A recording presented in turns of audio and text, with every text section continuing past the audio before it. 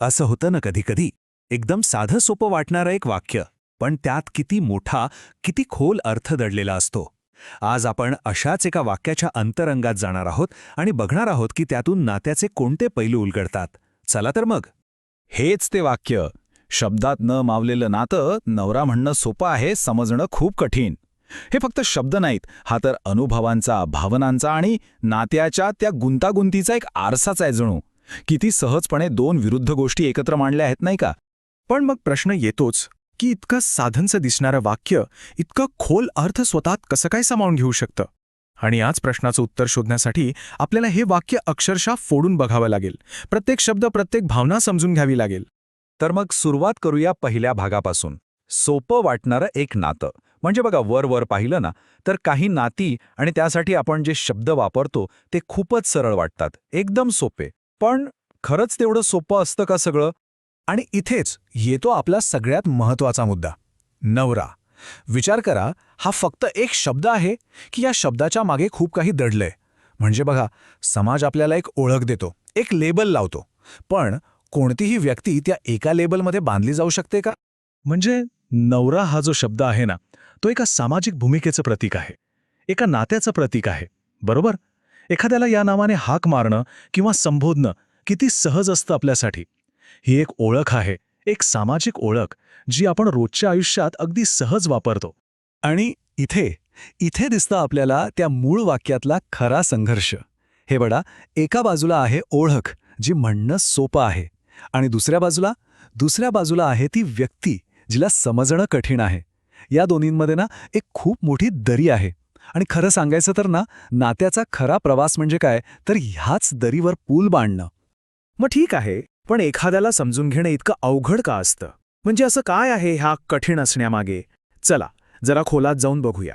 खरं आव्हान ते या गोष्टींमध्ये आहे. म्हणजे बघा, प्रत्येक व्यक्तीचं एक स्वतःचं जग असतं आतमध्ये, एक अंतर्मन, जे नेहमी बोलून दाखवलं जात असं नाही.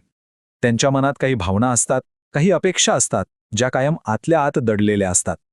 खरं तर प्रत्येक माणूस म्हणजे अनेक विचारांचा, अनुभवांचा एक गुंतागुंतीचा गोळा असतो. आणि त्याचा संपूर्ण भूतकाळ तो शब्दात कसा काय मांडणार? जवळजवळ अशक्यच आहे ते. मग या सगळ्या आव्हानांवर मात करायची कशी, मार्ग कुठे आहे? गंमत म्हणजे याचं उत्तर त्याच वाक्याच्या पहिल्या भागात आहे, शब्दात न मावलेलं नातं. म्हणजे उत्तर शब्दांमध्ये नाहीच आहे, ते आहे शब्दांच्या पलीकडे. पण शब्दात न मावलेलं नातं म्हणजे नक्की काय? सोप्या भाषेत सांगायचं तर हे असं नातं आहे जे फक्त बोलण्यावर टिकत नाही, ते टिकतं एकमेकांच्या शांततेला समजून घेण्यावर, न सांगताही भावना ओळखण्यावर आणि न बोलता मिळणाऱ्या त्या आधारावर. खरा संवाद तो इथे घडतो, शब्दांशिवाय. आणि हे साधायचं कसं, याच्या ना काही प्रतिकात्मक पायऱ्या आहेत असं आपण म्हणू शकतो. पहिली पायरी, शांतता स्वीकारणं. म्हणजे प्रत्येक वेळी बोलायलाच पाहिजे असं नाही हे मान्य करणं. दुसरी पायरी, समोरच्या व्यक्तीच्या न बोललेल्या भावनांना बघणं आणि समजून घेण्याचा प्रयत्न करणं. आणि तिसरी, सगळ्यात खोल पायरी, ती म्हणजे जेव्हा फक्त एका नजरेत सगळा संवाद होतो, शब्दांची गरजच उरत नाही. या सगळ्या चर्चेतून एक गोष्ट तर अगदी स्पष्ट होतीये. एखाद्या नात्याला समजून घेणं म्हणजे काही स्टेशन नाहीये की जिथे आपण पोचलो की झालं. नाही, हा तर एक कधीही न संपणारा प्रवास आहे, जो सतत चालूच राहतो. आणि म्हणूनच हे समजणं कठीण आहे ना, हे आपलं अपयश नाहीये, अजिबात नाही.